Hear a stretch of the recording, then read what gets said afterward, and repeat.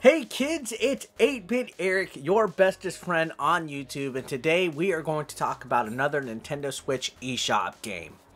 What a freaking surprise, right? And with so many eShop games coming out, every once in a while a game captures my attention and I go ahead and check it out to give you guys my honest thoughts whether you should check out this game or not. And today's serving is going to be a puzzle platforming game by the name of Peasant Knight. Yeah, this one actually looked a little interesting, so I decided to nibble at it a little bit to see if I could sink my teeth into it and whether you guys should go ahead and pick this up from the Nintendo Switch. So go ahead, sit back, relax guys, grab yourself something to snack on and drink, and today let's talk about Peasant Knight.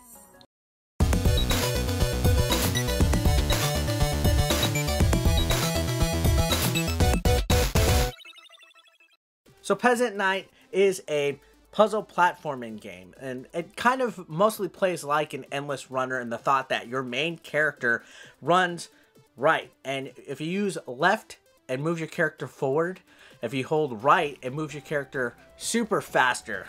Like you run faster, and you have to time your running between several different obstacles. There's like these orange beams that cast down from the sky. They're timed, so you have to kind of stop right before them in order to proceed. There's elevators that lift yourself up. There's buzzsaws. There's jumps. There's all sorts of different obstacles on here. And initially it seems like, okay, that's not too tough. I've played a lot of runners in my lifetime. Well, you're timed. And the timer is actually rather short. If you take too long, you get smitten, or besmirched, or cursed. A lightning bolt comes down and hits you. So you probably honestly only have about 10 seconds to complete each stage, which adds a little bit of a stress level to the objective. You know, you're busy trying to complete the stage and avoid the obstacles at the same time because you don't want to die. And at the same time, you're going to die because you're taking too long. So there's this added factor of, oh my god, I got to hurry through it. And it can really screw you up quite a bit.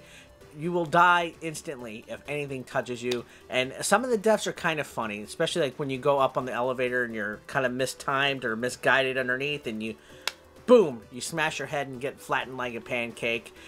Peasant Knight himself, or himself, basic premise of a plot, you know, you have to kind of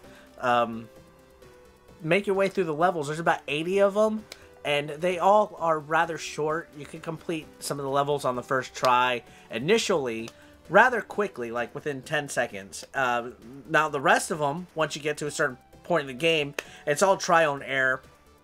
You will instantly die and almost simultaneously get spawned back to the beginning of the game. You're going to die a lot. There's absolutely no way that you are not going to die in this game. And it's kind of like one of those games that makes you just scream and shout because it's so frustrating, you know. Games like Celeste, you know, Super Meat Boy, this one, all go into that category of games where you're going to pull your ass hairs out on some of those frustrating deaths because there's no checkpoints in this game at all. If you make it to the end of the level and you barely touch one little pixel onto an obstacle, you're going to have to go through the whole thing again. And that's the addictive nature of this game, is that it pisses you off so much that you get addicted to trying to complete it. And it's so satisfying once you beat some of those levels. So let's go ahead. We're going to check out the game, play it for a couple minutes, and then we'll close out with my final thoughts of Peasant Knight. Alright guys, so this is Peasant Knight. We're going to play through it real quick, just to show you guys a feel of how I mean exactly how it works. Now, it's like an endless runner. So your character, you're going to see, runs automatically, right? Easy stage right there. Then they add other stuff, like you got to hold left to stop your character, and then you let go of it. And then slowly they introduce starting other stuff, like, you know, multiple stops, things like that. Now let me just show you again what I explained. If you take too long, you see that blue meter on the top? If it fills up, you'll see the blue meter start to fill up.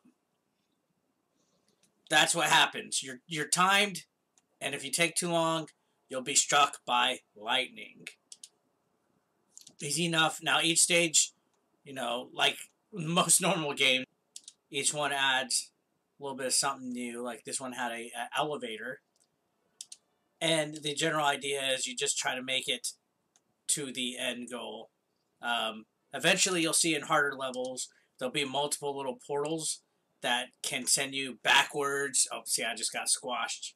The game starts up instant as soon as you game over. So you got to be on your toes the whole time. So now you can jump, and the jump in is kind of difficult because you are going forward, so you're not controlling your forward movement. So you gotta kind of time it and gauge it, especially on some of the like platforming jumps like that. You can stop in midair and control your momentum just a little bit, but some of these jumps, oof, that one made my butthole pucker a little bit. Get a little tricky. Now here's where the buzzsaws are starting to get introduced. As you can see, oh shit. You kind of want to just work on the timing, and it does get a little bit of getting used to. So there's no way around it. You are going to die in this game. It's a lot of trial and error, seeing what really works, what sticks, what doesn't. And it's a simple game, like I mentioned. Very simple game, but very challenging at the same time. And as I mentioned, there's only two controls. There's stop and jump. So, left to stop, jump. A to jump, left to stop. That's all you really got to know. And it's, for being simple, that does mean that it does have some pick up and play ability. Anybody of any age can instantly start playing this game. Sure, it'll be pretty difficult for younger ages, but this is more like does feel a little bit like a mobile game, and that's to be expected with the Switch, since the Switch is partly tablet. That's why a lot of these simple games come onto it. But this is a good little time waster. You could definitely sit here for hours just mindlessly going through the puzzles and stuff. And there's not much to it. It is a very simple indie game, as I mentioned, with a lot of challenge and fun. It is addictive. Every time I die, I'm like, you know what? That was some bull crap. Let's go ahead and start back over. So let's finish this stage. Oh my gosh, look at these jumps. Okay, here we go. The jumps, you see, because your character just moves forward so fast, sometimes you gotta kind of stop your momentum to make some of these jumps.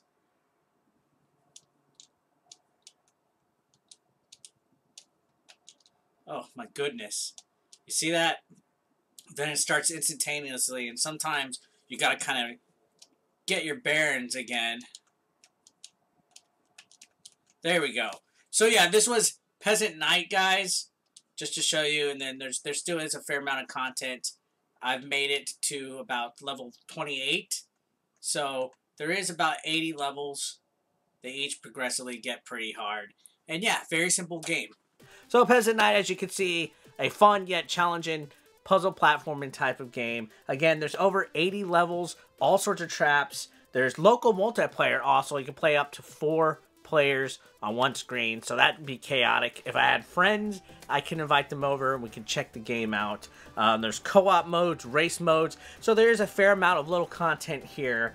The idea of relentlessly dashing forward into traps, obstacles, gaps, things like that, really causes a easy yet frustrating type of gameplay on there. The beautiful thing about this, though, is that the game is easy to pick up and play. You only really use 2 buttons, the jump button and the stop button. So you push left, your character stops. You push right, he goes a little bit faster. But yeah, stop and jump, the only 2 methods. So anybody of any age could pick this up. Not saying that it would be easy for like a 4-year-old to pick this game up and play. They will this will be their Dark Souls. A 4-year-old playing this would be their Dark Souls. They would totally just get so frustrated. But back in the day, we used to play games that were just as equally hard. So maybe they just need to get good.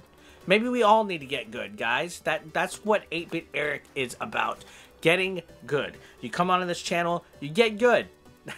Anyways, speaking of coming to this channel, if you're new, go ahead and throw a subscription. It's free, And if not, then in 10 seconds, you're going to get a lightning bolt like Peasant Knight. I'm stuttering all over the place, guys. That's I don't know. Anyways, guys, as always, that's today's review. Thank you a lot.